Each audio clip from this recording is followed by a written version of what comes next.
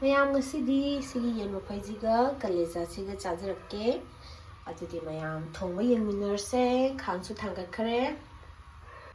ꯃꯌꯥꯝ ꯈꯥꯡꯁꯦ ꯈꯔꯕꯨꯗꯤ ꯁꯥꯕ ꯋꯥꯠꯂꯦ ꯑꯗꯨꯏꯁꯨ ꯑꯗꯨꯝ ꯍꯥꯞꯄ ꯍꯧꯔꯒꯦ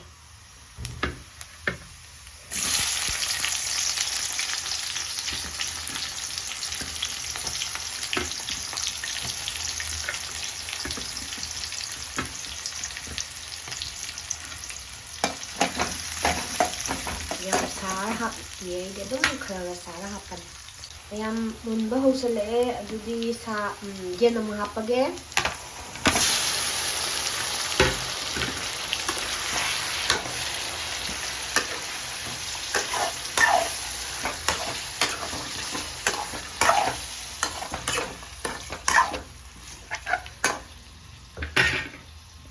ꯃꯌꯥꯝ ꯊꯣꯡꯕ ꯂꯣꯏꯔꯦ ꯁꯤꯗ ꯂꯩꯔꯦ ꯑꯗꯨꯗꯤ ꯃꯌꯥꯝ ꯑꯃꯨꯛ ꯆꯥꯃꯤꯟꯅꯔꯁꯦ ꯃꯌꯥꯝ ꯉꯁꯤꯗꯤ ꯑꯃꯨꯛ ꯂꯥꯛꯆꯔꯦ ꯉꯁꯤ ꯑꯩꯅ ꯆꯥꯖꯒꯗꯧꯔꯤꯕꯁꯦ ꯉꯁꯥꯏ ꯑꯩꯅ ꯊꯣꯡꯖꯈꯤꯕ ꯌꯦꯟ ꯀꯂꯦꯖꯥꯒ ꯌꯦꯟ ꯃꯐꯩꯒ ꯑꯗꯨꯒ ꯇꯦꯜꯍꯧꯒ ꯂꯩꯔꯦ ꯆꯥꯛꯀ ꯃꯌꯥꯝ ꯑꯗꯨꯗꯤ ꯆꯥꯔꯒꯦ ꯑꯃꯨꯛ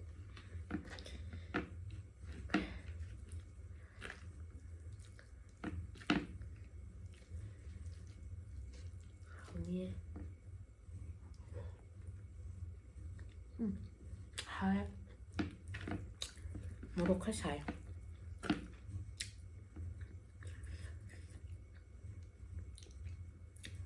ꯃꯣꯔꯣꯛ ꯁꯥꯕꯁꯦ ꯀꯌꯥꯗꯤ ꯄꯥꯝꯗꯕꯅꯦ ꯌꯥꯝ ꯁꯤꯜꯂꯦꯇꯣ ꯍꯥꯎꯋꯦ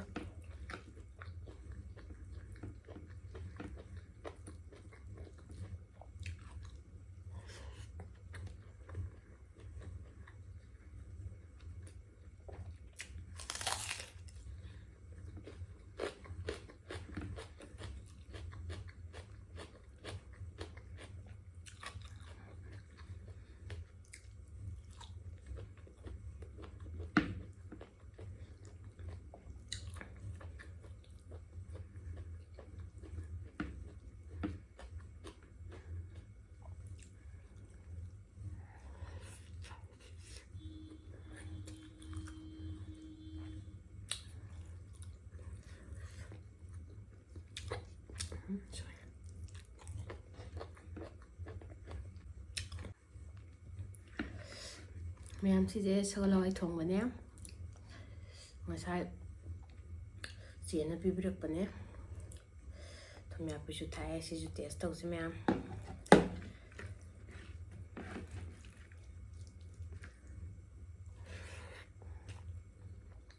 ꯍꯥꯎꯋꯦ ꯊꯨꯝ ꯌꯥꯛꯄꯤꯒꯤ ꯃꯅꯝꯁꯦ ꯋꯥ ꯀꯨꯏꯔꯦ ꯆꯥꯗꯕ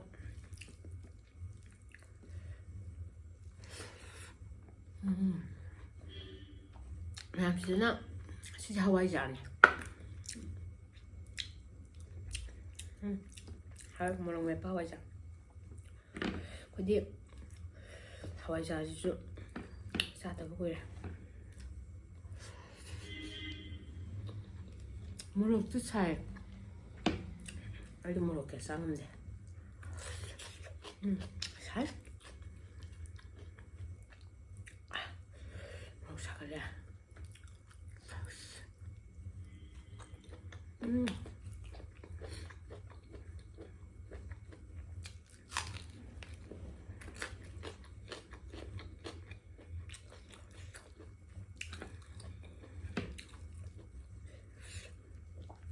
ꯃꯣꯔꯣꯛ ꯁꯥꯕꯅꯦ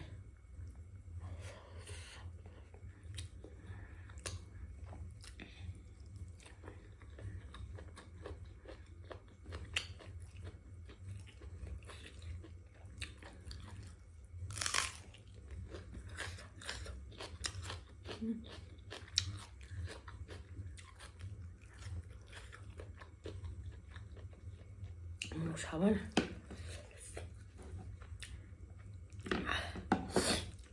ꯃꯣꯔꯣꯛ ꯁꯥꯏ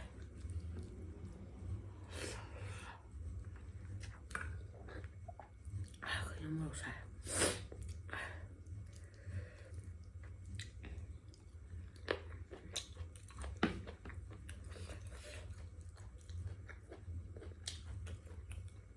얌tum이 안 빼냐?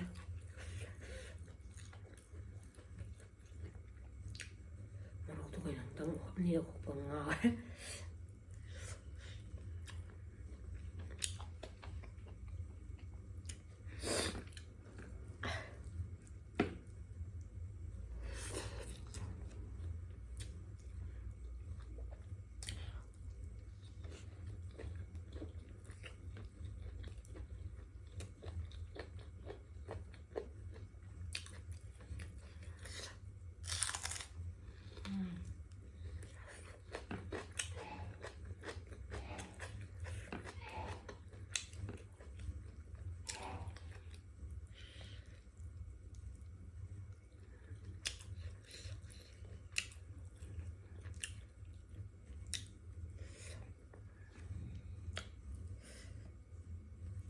ꯃꯌꯥꯝ ꯉꯥ ꯆꯥꯕ ꯃꯇꯝꯗ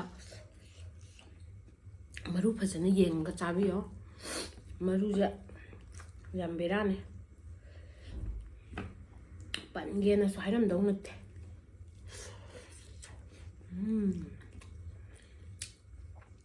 ꯍꯥꯏ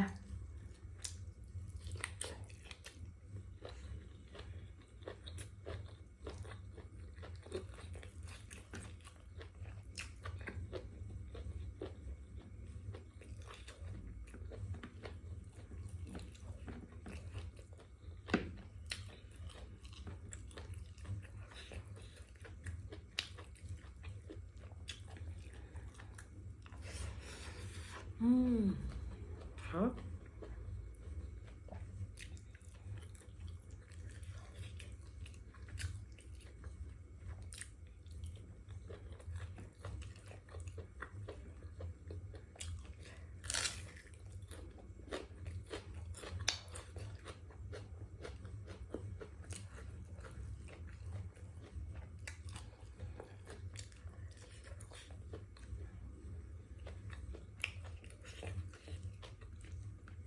ꯃꯌꯥꯝꯅ ꯆꯥꯅꯤꯡꯕ ꯂꯩꯔꯁꯨ ꯑꯗꯨꯝ ꯀꯃꯦꯟꯗ ꯍꯥꯏꯕꯤꯔꯛꯑꯣ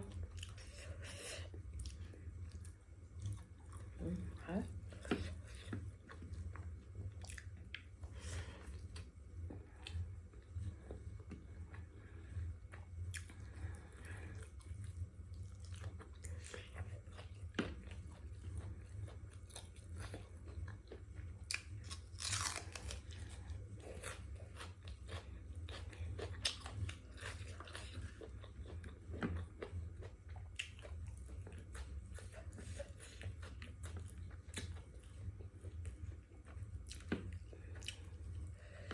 ꯊꯨꯝ ꯌꯥꯛꯄꯤꯁꯦ ꯍꯥꯎꯋꯦ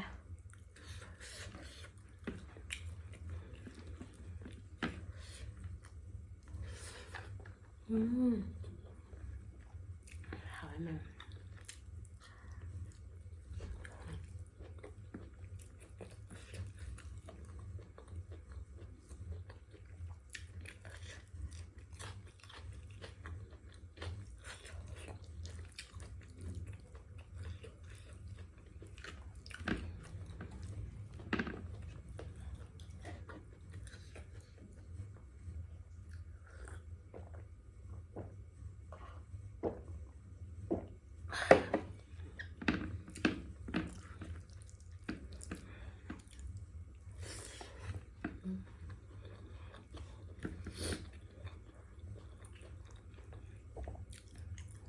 mà ผ็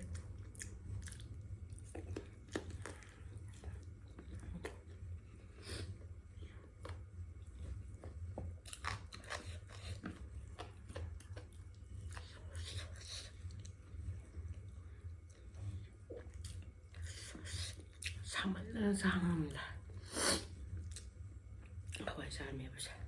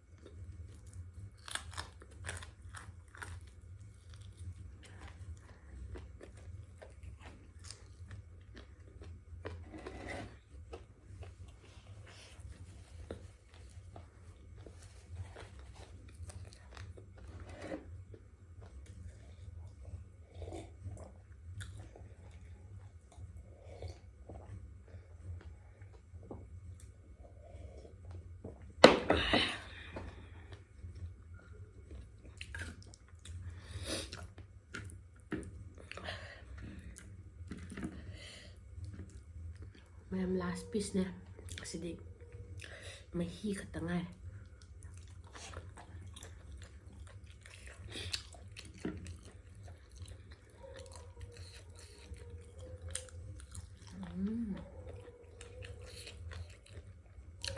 ꯁꯥꯒ ꯆꯥ ꯌꯥꯝ ꯆꯥꯅꯤꯡꯕ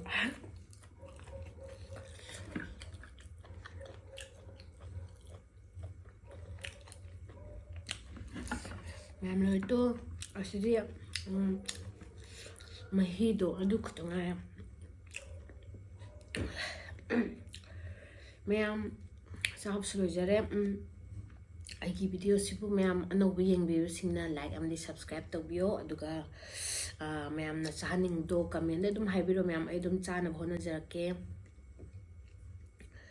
ꯉꯁꯤꯒꯤꯗꯤ ꯃꯇꯥꯡ ꯑꯁ꯭ꯋꯥꯏꯗ ꯂꯣꯏꯖꯔꯦ ꯃꯌꯥꯝ